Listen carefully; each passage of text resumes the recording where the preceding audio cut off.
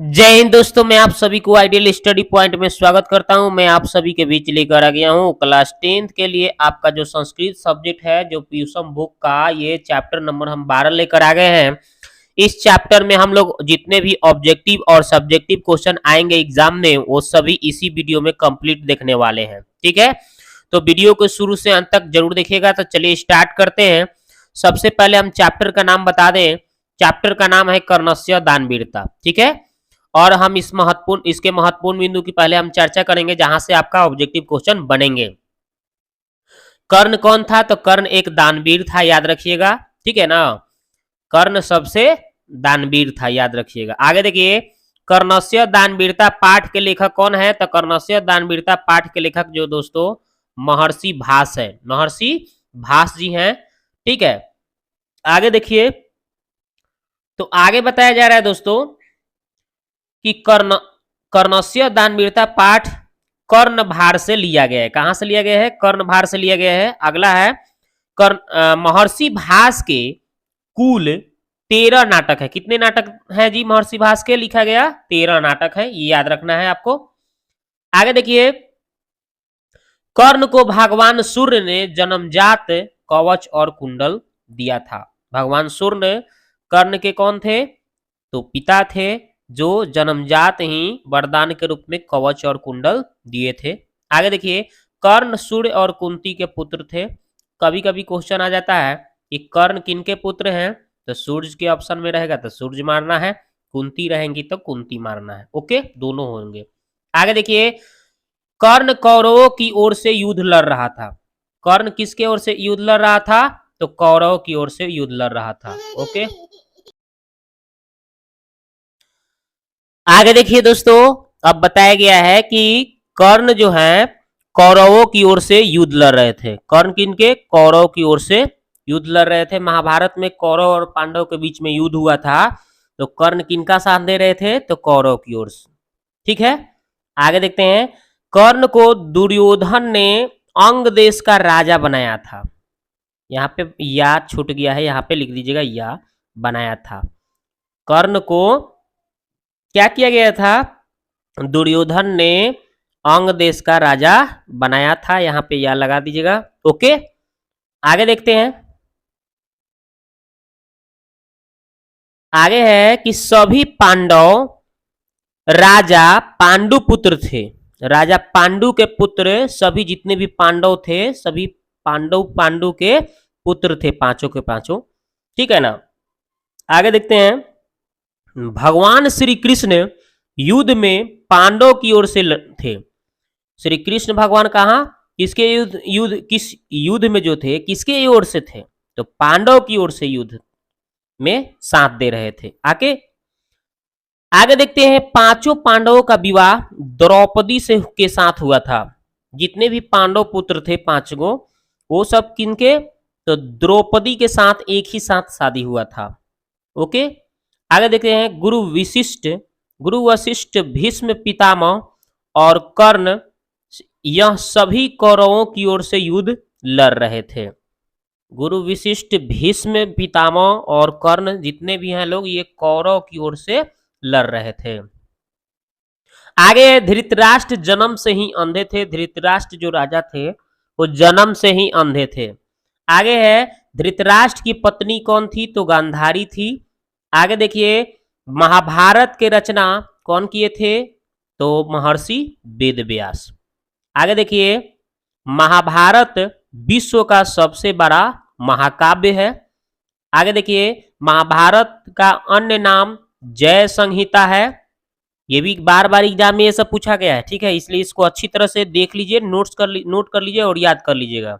आगे देखिए, महाभारत के युद्ध का आंखों देखा हाल कौन बता रहे थे? धृतराष्ट्र को संजय ने बताया। किसने बताया था? धृतराष्ट्र राजा को कौन आंखों देखा युद्ध के हालचाल कौन बता रहे थे? तो संजय। किनको? तो धृतराष्ट्र को बता रहे थे। आगे देखिए, शक्र यानी इंद्र जो है ने कर्ण से छल पूर्वक कवच और कुंडल दान में ले लिया था। इसने शक्र ने यानी इंद्र भगवान ने छल पूर्वक यानी ब्राह्मण का रूप धारण किए और कवच कुंडल उनका दान में ले लिए थे। भगवान इंद्र कवच और कुंडल लेने के लिए कौन सा रूप धारण किए थे? तो ब्राह्मण का रूप धारण किए थे। आगे देखिए, कर्ण ने इंद्र को गौदान देने के बारे में कहा था। कर्ण ने बोले कि हे इंद्र, आप हे ब्राह्मण, आप मेरे से गौ ही दान मतलब गौ 1000 गाय ले लीजिए। तो उन्होंने बोला कि नहीं, मैं गाय लेकर क्या करूँगा। ऐसे कहते कहते हाथी ले लीजिए, घोड़ा ले लीजिए, ये सब बोल रहे थे, लेकिन कोई उनको मंजूर नहीं था। उनको तो केवल चाहिए था उनका कवच कुंडल। अंत में वही कवच कुंडल बोले, तो वही यस दे दीजिए, है ना जी। अब देखते हैं, अब हम लोग ऑब्जेक्टिव देखेंगे। पहला है ऑब्जेक्टिव, कर्णस्य दानवीरता पाठ के लेखक कौन है? तो महर्षि भास। अगला क्वेश्चन है, कर्णस्य दानवीरता पाठ कहाँ से संकलित है? तो कर्णभार से संकलित है। अगला है, कर्ण के पिता का क्या नाम था? सतसूर्य नाम था। आगे देखिए, कर्ण के माता का क्या नाम था? तो कुंती नाम था। आगे देखिए, महाभारत किसकी कृति है? तो वेद व्यास की कृति है। आगे देखिए, महाभारत के युद्ध कितने दिनों तक चला था? तो 18 दिनों तक चला था महाभारत का युद्ध। आगे देखिए, कर्ण के पास जन्म से ही क्या था? तो कवच और कुंडल था। आगे देखिए, दानवीर कौन था? तो कर्ण थे। अगला है, पृथ्वी को दान में कौन देना चाहता था? तो कर्ण। अगला देखिए, कर्ण कहाँ के राजा थे? तो अंग देश के राजा थे।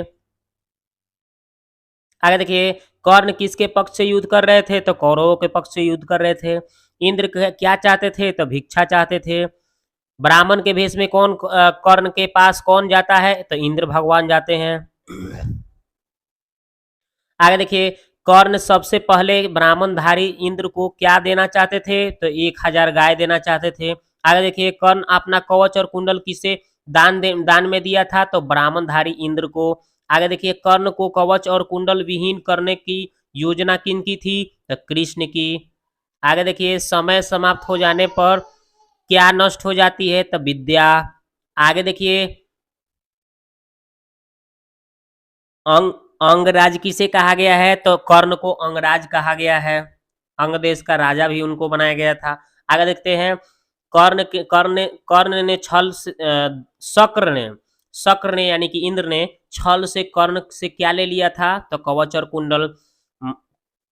आगे देखिए, मह्यम भिक्षाम याचे, यह किसकी युक्ति है? मतलब मुझे भिक्षा दे दीजिए, तो किसकी ये युक्ति है, कथन है? तो इंद्र की।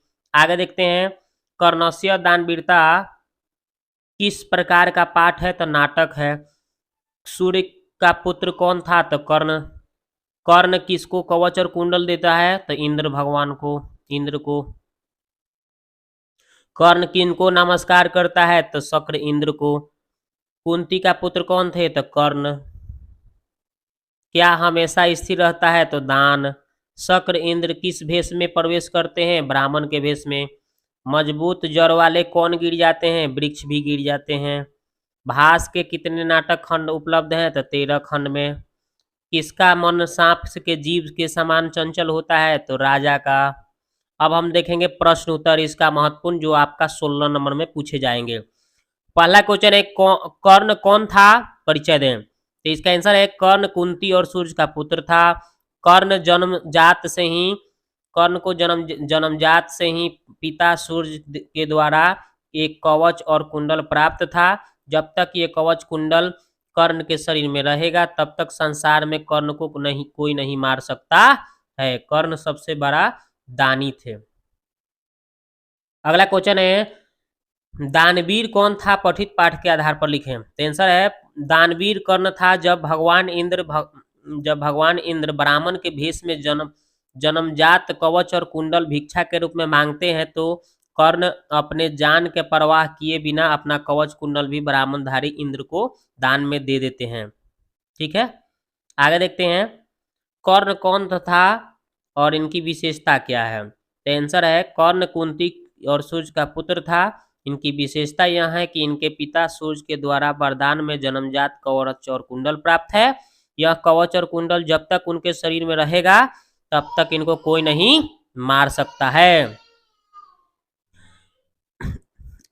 आगे देखिए, दानवीर कर्ण ने शक्र को दान में क्या दिया था? तो इसका आंसर है, दानवीर कर्ण ने शक्र को इंद्र को क्या? तो दान में अपना कवच ही कुंडल दे दिए थे। दानवीर कर्ण ने शक्र इंद्र को दान में क्या दिया था? तो अपना कवच कुंडल दे दिया था। अगला क्वेश्चन है, कर्णस्य दानवीरता पाठ के आधार पर दान के महत्व का वर्णन करें। तो इसका आंसर है, कर्ण जब कवच और कुंडल इंद्र को दान में देने लगते हैं तब उन्हें शल्य रोकते हैं। इस पर कर्ण दान के महत्व को बताते हुए कहते हैं कि समय परिवर्तन से शिक्षा नष्ट हो जाती है, बड़े बड़े जड़ वाले वृक्ष गिर जाते हैं, जलाशय सूख जाते हैं, लेकिन दान हमेशा स्थिर रहता है। इसलिए दान कभी नष्ट नहीं होता है, इसलिए आदमी को दान करना चाहिए, है ना जी। तो चलिए यहाँ पे हमने आपका इस वीडियो में मैंने आपका 12 चैप्टर कंप्लीट कर दिया। अगले वीडियो में 13 चैप्टर ये लेकर आऊंगा। कैसा वीडियो लगा आप कमेंट बॉक्स में एक प्यारा सा कमेंट कर दीजिए मेरे लिए, ठीक है।